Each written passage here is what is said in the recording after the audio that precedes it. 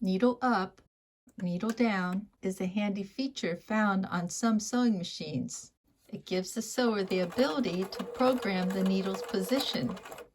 If you want the needle to always be up when you finish sewing, then you make sure it's in the up position.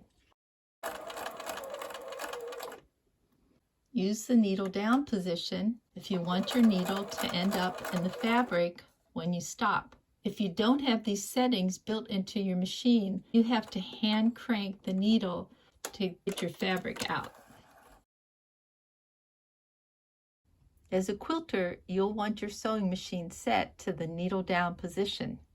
Since most quilters often begin with a leader or a scrap of fabric and end with a follower, the needle doesn't have to be up to retrieve the patchwork. When stitching curves, you have a lot of starting and stopping.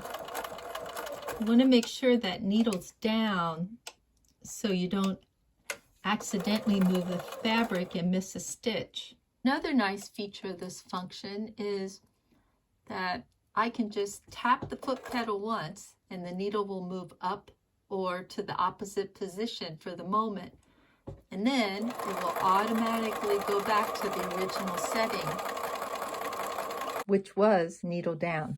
Needle down is also a must when machine quilting, as you want that needle to stay put while you pivot and move the quilt sandwich around. You might be wondering when you would use the needle up setting. Usually you use this when you start and finish sewing.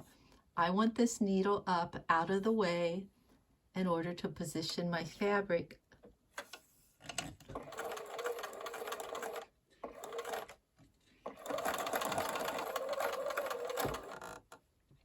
When I finish sewing, I want this needle up so I can retrieve my fabric. If you're looking for a new machine, make sure it has a needle up, needle down feature. Unlike fancy embroidery stitches, needle up, needle down is something you'll probably use every time you sew. This video is part of our encyclopedia.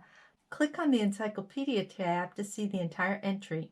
Please visit learnhowtoquilt.com if you're looking to find more information about a particular quilting topic. Let us know if you don't find what you're looking for, and we'll try to make a new post for your inquiry. Thanks, and have a great day sewing.